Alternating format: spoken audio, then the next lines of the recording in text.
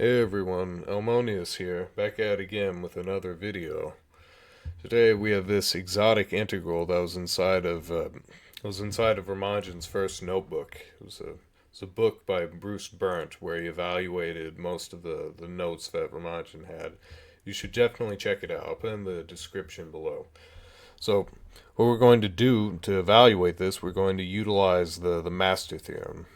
The fabled formula that solves the most challenging integrals out there. So how would we do that? We don't the master theorem. Here it is. Here's the master theorem. You need a series expansion to actually use it, but we don't have one, or there's not really an explicit series expansion for this function. However, there actually exists a series expansion for the function, and Euler found it. And we're going to show how Euler found it and then plug it in. So we're going to let f of x equal our function, except it's going to be, we're going to reduce the order of the x and q just to q and x, instead of q squared and x squared. And we're going to suppose that f of x is defined as a normal power series. And now we're going to check out what f of qx is. F of qx is the same thing as f of x, but without this 1 plus x term in the denominator. And it'll produce this power series, just with a q to the k and the same coefficients. And now, here's a recurrence relationship, and what we can use is we're going to expand the f's as their power series. So now, all we have to do is equate coefficients right here. So I tried to color code it a little bit, make it a little bit more lucid. So a naught equals a naught, then a1, here's the linear term, a1 plus a naught is equal to a1q. And then the same thing for the quadratic term. You can start to see the pattern. And this is the pattern. Doing a bit of algebra, we get into this a lot nicer. This is a much nicer form. And so then, just by plugging in a few values in for k, we get, plugging in k equals 0, we get this. And a naught, by the way, a naught is 1. Just throwing it out there, because if you were to plug in x equals 0 into our original Q pockhammer, or our original function, we get that all these terms go to 1. So, okay. So now, plugging in k equals 1, we get minus a1 divided by 1 minus q squared. So, and then plugging in what we already know is a1, plugging that in, we get 1 on 1 minus q squared, 1 minus q.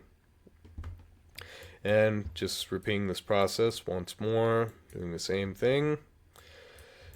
And then we get that our general term, after recognizing the pattern, we get that our general term is going to be a sub k equals minus 1 to the k divided by q sub k, where q sub k is known as a Q pockhammer.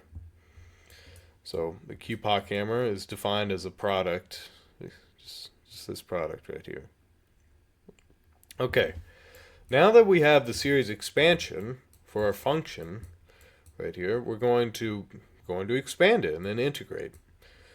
So what we're going to have to do, because it's an x squared, just doing a basic u sub, hit 1/2 u to the minus 1/2.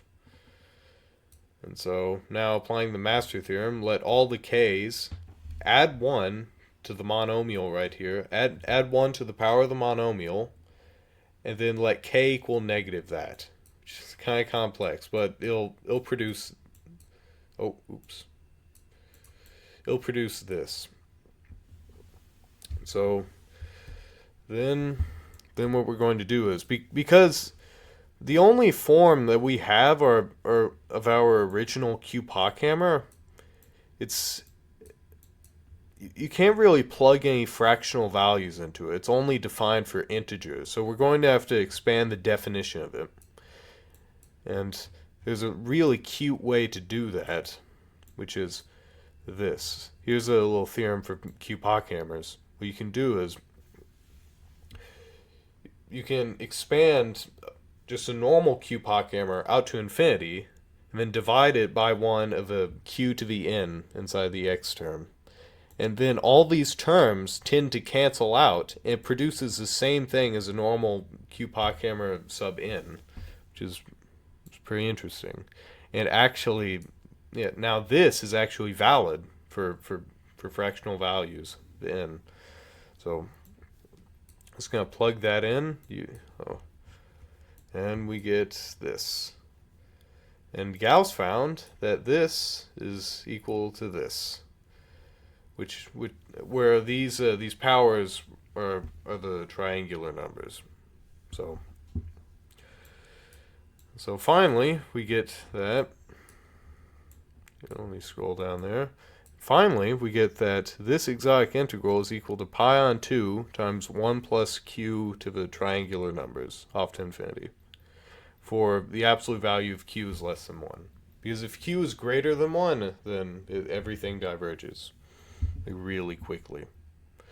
So, or actually everything goes to 0 in this case, but most of the time it'll diverge. Alright, well, hope you enjoyed, and if you want me to... I was thinking about proving this little lemma right here.